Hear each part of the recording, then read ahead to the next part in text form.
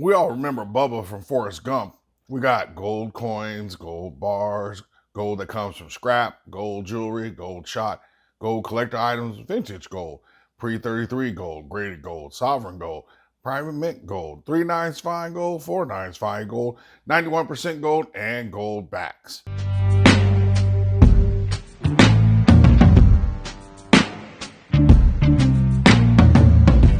Personally, there's only one type of gold that I can say with 99% certainty that no one should buy, and that's gold backs. But even with gold backs, there still are a few, and I only mean a few situations where I could actually support and endorse the purchase of gold backs.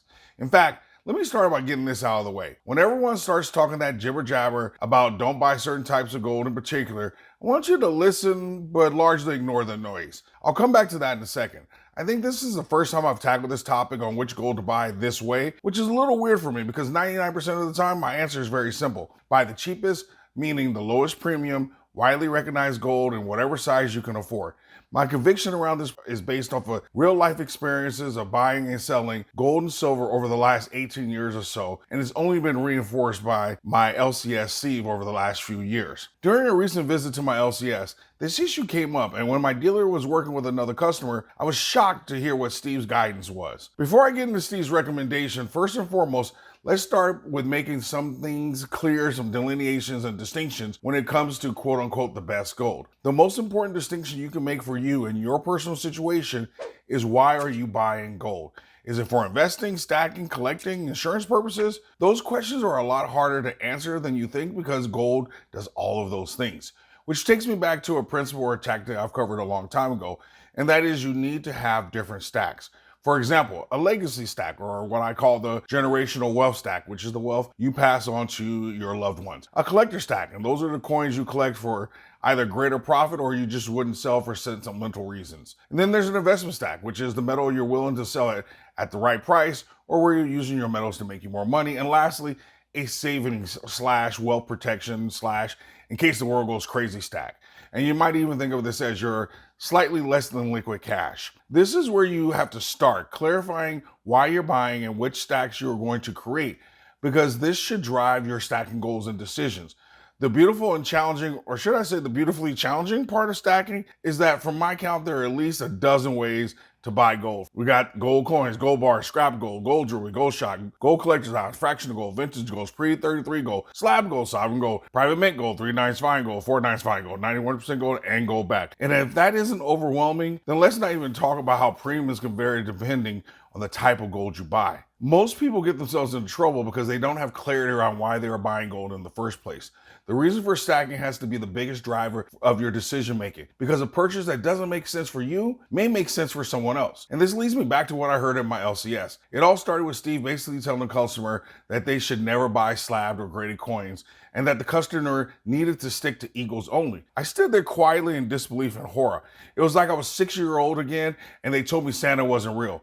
As soon as the customer left, I asked Steve about the advice he gave. His motto was very simple. Gold is gold and silver is silver. As he explained why he told this person something very different, it started to hit me that this was really about my biases. In behavioral finance, we call this blind spot bias, which is pretty much what it sounds like, where there's a tendency to recognize the biases in other people's views or opinions while failing to appreciate your own. The other bias that kicked up was the anchoring bias, which is this tendency to apply more weight to a single piece of information when making investment decisions. Steve explained that that customer was pretty well off and was buying gold specifically to pass down to his grandkids, aka a legacy or a generational wealth stack. Because the gold is specifically for his grandkids, the gold is going to be a part of his estate. And so the customer understood that at his passing, his grandkids would receive a stepped cost basis so they wouldn't be taxes. But more importantly, he wanted the grandkids to be able to sell at any point without the transaction being reported to the IRS. And this is why Steve told him to buy eagles. Of course, Steve was right. While I have kids, I don't necessarily have a legacy or generational wealth stack. I will always have some physical metals, so I'm sure some will be passed along.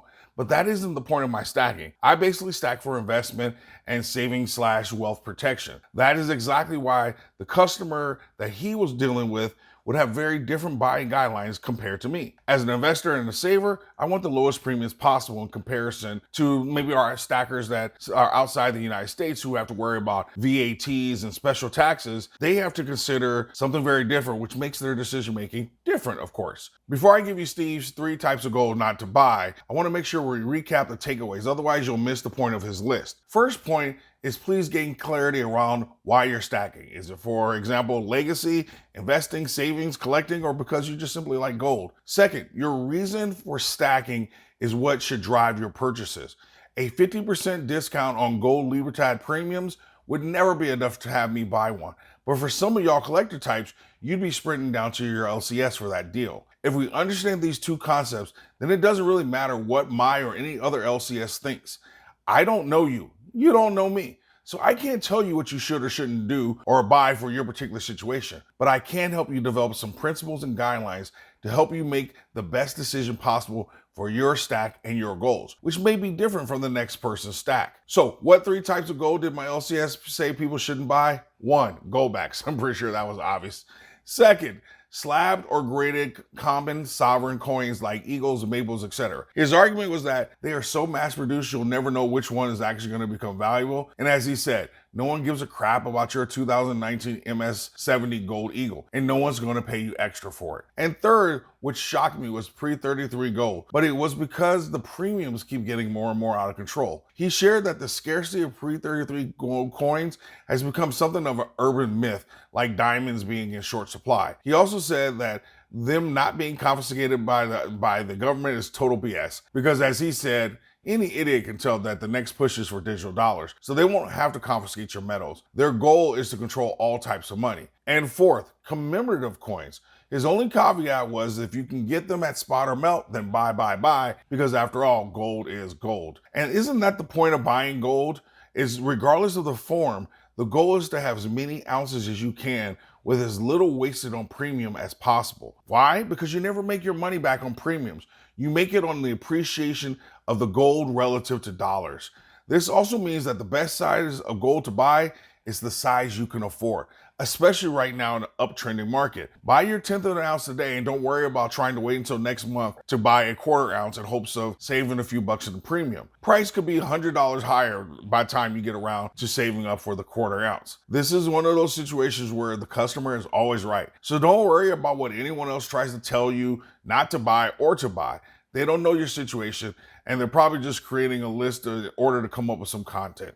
Stacking is a game of accumulation and getting your ounces up. The form of gold you buy, be it shot, jewelry, foreign gold, 3 nines or 4 nines, is almost inconsequential if you acquire it at the right price. That is the most important variable, the spread between what you bought it for and what you can sell it for. And let me tell you, for the right price, I'd buy dental gold directly from a morgue.